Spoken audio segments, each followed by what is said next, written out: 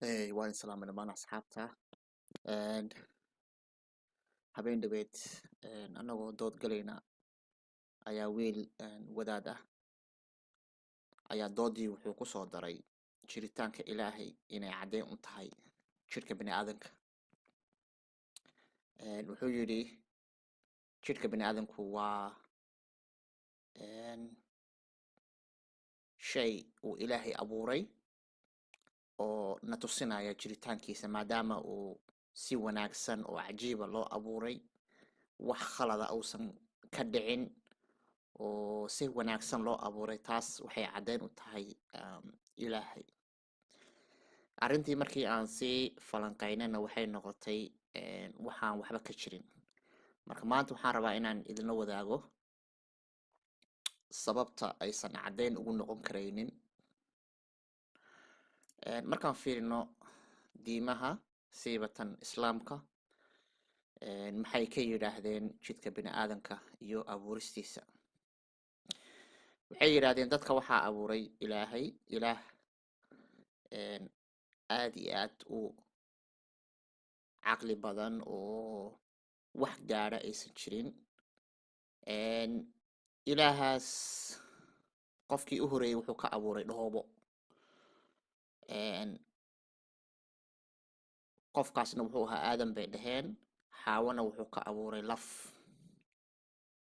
Marka ilaah lagu leeyahay waa ilaah awood badan oo wax walba samayn karaya. Sababta uu dhoobo iyo lafa iyo u raadsanayo halkaas horta shaki weyn baa ku jira. Maxaa yeelay ilaah awood badan qaab kale oo wax u sameeyay miyuu garan waayey markuu dhoobo iyo dhiiqa iyo biyaha iyo gacanta la galayo waxaas. Waxyaalaha shakiga ku tusinaya marka u horeysa waxaan wax layska samaysta inuu yahay, taasaa ku tusinaysa. Waxay arki jireen guryo la dhiso oo dhoobo iyo dhiiqo iyo carro iyo laysku daray arki jireen. Caqligooda waxaa la noqday dadkana saasoo kalaa dhoobo iyo dhiiqa iyo shamiinda iyo inta laysku qasay ayaa laga abuuray. maxaa yeelay waxay ahaan dad aan cilmi iyo technology iyo aqoon iyo waxba lahayn oo meela baadiye ah ku nool ayay ahaayeen.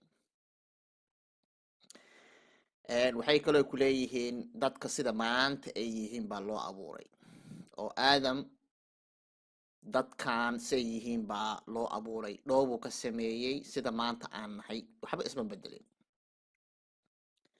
waxay kaloo ku leeyihiin ilaahay si wanaagsan ayuu u abuuray. ilaahay markuu yidhaahdo waxbaan abuurayaa waa abuuraha kan ugu wanaagsan weeyaan. wixiisa ma hallaabaan, waxba kama noqdaan, wax cajiibuu sameeyaa. axsanul khaaliqiin, kuwa wax abuura wax sameeya kan ugu fiican weeyaan. wax khaladana kama dhici karaa ilaahay wuxuu abuuro. maanta marka arrintaasaan bal eegaynaa. bal arrintan maxaa ka jira marka? qof walba oo wax soo dhigtay wuu dareemi karayaa in arrintaasi aynan ahayn wax ka jira. maxaa yeelay jidhkeennu ma aha wax saxsan ma aha. waxaad arkaysaa ilmo yar oo ku dhalanaya laba madax leh baad arkaysaa. ilmo waxaad arkaysaa bishimaha ama faruuruhu dilaacsan yihiin. waxaad arkaysaa ilmo laba calool isku dhegan yihiin. ilmo aanan luga lahayn baad arkaysaa, qaaraan dheg lahayn. soo lama oran karaayo waxaan waa wax cajiib ah. khaladaad fara badan baan indheheena ku aragnaa,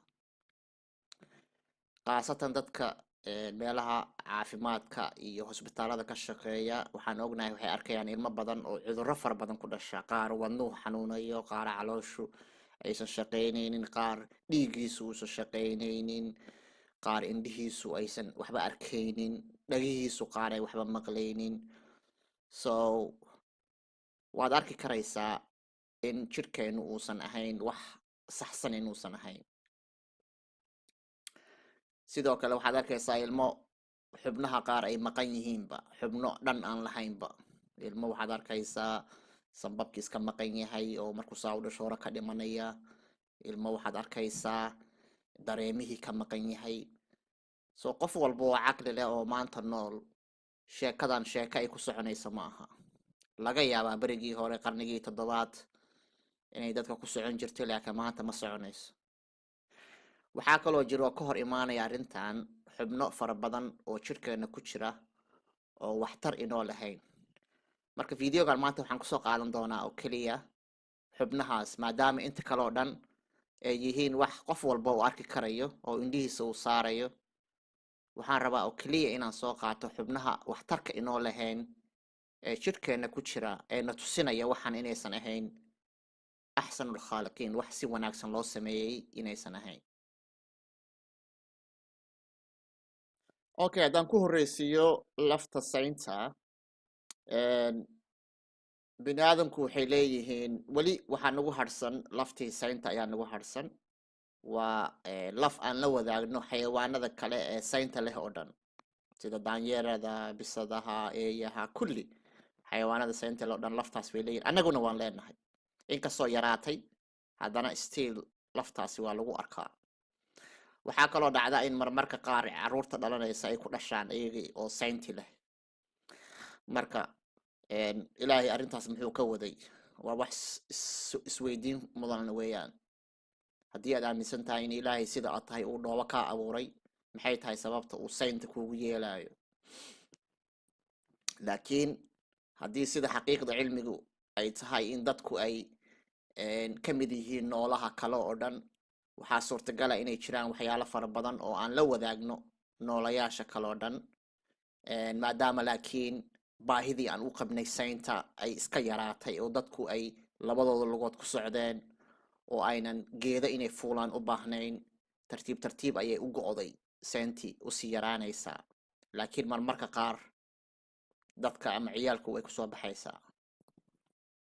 marka ilaahay dad dhooba ka abuuray sayn inuu u yeelo wax macno ama keenayso. qaybta labaad ee ka hor imaanaysa arrintaas waxaa weeyaan, caloosheenna waxay leedahay qayb dheeraad ah, mindhiciro dheeraad ah oo wax tar aana noo lahayn. mindhiciradan qaybtan waxaa leh xayawaanada cawska cun oo dhan baa leh, sida lo'-da, adhiga, daanyeerada, kulli way leeyihiin. ayaga shaqay u qabataa oo ah in cawskaas iyo geedahaas iyo caleemahaas ay cunayaan inuu u dheefshiido. dadkuse maadaama aysan u baahnayn coos ma cunno maanta, caleemo ma cunno maanta, maadaama taasaan loo baahnayn, calooshaasi wax shaqo ah maanta oo inoo qabato haba yaraatee ma jirto. balse waxay noo keentaa dhibaatooyin fara badan sida qabsinka oo kale. waxaa jira sanadkaas intaasoo kun oo qof ayaa qalliin u gala si qabsinkaasi ay iskaga jaraan. badanaana dadka waa laga gooyaa. marka sababta ilaahay wax annaga dhib noo keenayo, xanuun noo keenayo, jirkeena uu ugu beeraayo, lama oran karayo meeshaas axsanul khaaliqiin baa jira, lama oran karayo. laakiin haddii sida cilmigu sheegaya ay tahay in dadka iyo xayawaanadu ay wax wadaagaan oo hal meela ka yimaadeen, taasi macnay kuu sheegaysaa. oo maadaama aabbayaasheen, awowyadeennii hore ay isticmaali jireen calooshaas marka ay caleemaha geedaha cunaan, marka ay waxyaalo adag ay cunaan oo kale, calooshaasi way u shaqayn jirtay. laakiin maanta dadku way horumareen, cuntay samaystaan, cuntay karsadaan, sidaas darteed wax shaqo ah inooma laha. marka arrintan ilaahay baa dadka sidiisa si wanaagsan u abuuray oo siday yihiinba u abuuray. meeshay ka baxaysaa. ilaahay wuxuu noqonayaa farsamo yaqaan aanan si fiican waxba u samayn karaynin ayuu noqonayaa. qaybta saddexaad waxaa weeyaan goos dambeedka. dadku markay gaadhaan 20 sano ilaa 25 sano waxaa jira goos dheeraada oo usoo baxo cariirsada. afkeennu wuu yaraaday, sidii berigii hore u ahaan jiray ma aha, wuu yaraaday. sidaas darteed iligan goos dambeedka ah wuu soo baxayaa, laakiin meel uu ka soo baxo ma laha. tanna waxay dadka u keentaa xanuun fara badan, silac fara badan, rafaad badan oo qofka laga saaro badana. marka ilaahay sababta uu wax aan annaga u baahnayn oo xanuun noo keenaya jirkeena uu uga soo saarayo, dee lama oran karayo ilaahaas waa ilaah farsamo yaqaan fiican ah, waa farsamo yaqaan ay ka jajaban tahay. laakiin marka fikirka tadawurka ah aad ku eegto si wanaagsan bay u sharaxaysaa oo maadaama awowyadeennii hore ay wax adag cuni jireen, hilib cayriin, geedo, caleemo ay cuni jireen, afkoodu inay wax ruugaan way u baahnaayeen, afkooduna wuu ballaadhnaa. laakiin markii dadku ay bilaabeen inay cuntada karsadaan, meel degaan, cunto fudud cunaan, baahidii way yaraatay, afkeeduna wuu soo yaraaday. sidaas darteed looma baahna. haddana waxaad arkaysaa 30% dadka hadda dhalanaya badanaa ma laha, uma soo baxo iligaasi. taasina waxay ku tusinaysaa caddaynta tadawurka in shay markii aan loo baahnayn tartiib tartiib tartiib tartiib uu isku bedelayo, aanan marka dambe uu jirhkeenu la qabsanayo. tan afraad waxaa weeyaan murqaha dhagaha. waxaa jira muruq dhagaha ku xidhan baa jira oo ka caawiya xayawaanku inuu hadba meeshii uu maqalka uu iska ilaaliyo. xayawaanadu marka ay maqal maqlaan dhagahooda way leexleexiyaan, dhac xaggay u leexinayaan, xaggay u leexinayaan, waxaana sabab u ah muruqaas ayaa sabab u ah. laakiin dadka bini'aadanku dhagaheena annaga maanta ma leexin karno, laakiin weli muruqii wuu nagu yaalaa. marka su-aashaas isweydii, sababta ilaahay waxaana loo baahneen oo isticmaal lahayn uu dhagaheena ugu sameynayo maxay tahay? marka haddii aad fikirka ku eegto ilaahay baa sidayna noo abuuray, wax macnaha ma sameynayso. ama ilaahay baa doqon la dhihi karaa oo waxa uu sameynayay farsamo yaqaan fiican ma aha. ama waxaa la odhan karaa macquul ma aha in ilaahay waxaana loo baahnayn jirkiisii uu iskaga sameeyo. laakiin fikirka tadawurka wuxuu ku sheegayaa in awowyadeenii hore ay isticmaali jireen muruqaas oo ay dhagahooda marba dhan u leeleexin jireen.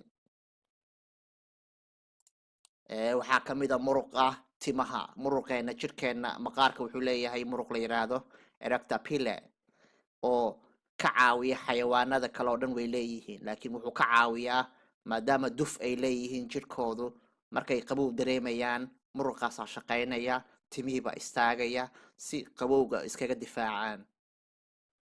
sidaasoo kale xayawaanku markii uu dareemo in lasoo weeraray, sida bisadaha oo kale, libaaxyada oo kale, markii lasoo weeraro way isweynaysiiyaan, way isballaariyaan si ay isku difaacaan.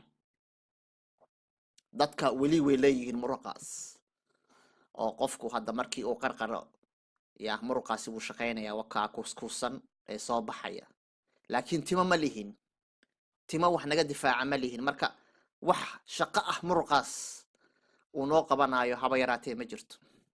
haddaad tiraahdo marka ilaahay baa saan dadka u abuuray oo si wanaagsan buu u abuuray, waad ku fashilmaysaa, maxaa yeelay wax macno ma keenayso. laakiin markaad tiraahdo dadku maadaama ay noolayaasha kale wax la wadaagaan, faa'iido ayay beriga hore noo lahaan jirtay, laakiin markii timihu ay naga duuleen wax faa'iida inooma laha. waa shay tartiib tartiib u dhammaanaya weeyaan. tan kale la yaab kale ayaa waxay tahay jirhkeenu wuxuu leeyahay xubin ku taala sanka hoostiisa oo xayawaanada kale ay leeyihiin. xubintaasi xayawaanada waxay ka caawisaa inay ay is-ursadaan. sida xayawaanku marka uu gabadh rabo, markay isku galmoonayaan oo kale, dareenkooda waxooda way is-ursadaan. laakiin xubinkaasi wax macno maanta oo jirhkeenu u leeyahay ma jirto. dadku maanta gabadhii diyaar u inay ur qaada iyo ma u ursadaan, wax macno inoo ma laha. marka haddii la yiraahdo ilaahay baa dadka sidan u abuuray, dee muxuu ka waday xubinkaas aanan faa'iidada inoo lahayn oo wax shaqa inoo lahayn? muxuu ka waday? su-aal meesha taala weeyaan. waxaa ka mid a naasaha ragga oo waxyaalaha la yaab kale.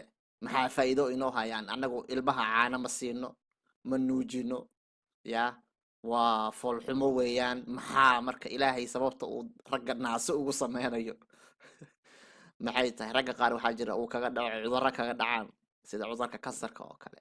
marka wax faa'iida inooma laha, khasaaro unbay noo leeyihiin. marka isma keenayso. caqliga ilaahay baa wax axsanul khaaliqiin oo si wanaagsan wax u abuura. fikirkaasi halkaasuu ka baxaya. markaan eegno dhulka aan qofno aan qudno oo aan fiirino iyadana waxyaalo kaloo cajiibaan arkaynaa. waxaan arkaynaa isbeddel ku imaanaya qalfoofaha madaxa oo kala sii weynaanaya. qalfoofihii u horreeyey fiiri way yaryaraayeen, kadib way ballaaranayaan. waa dad waxa u eg weeyaan oo maskaxdii sii ziyaadayso.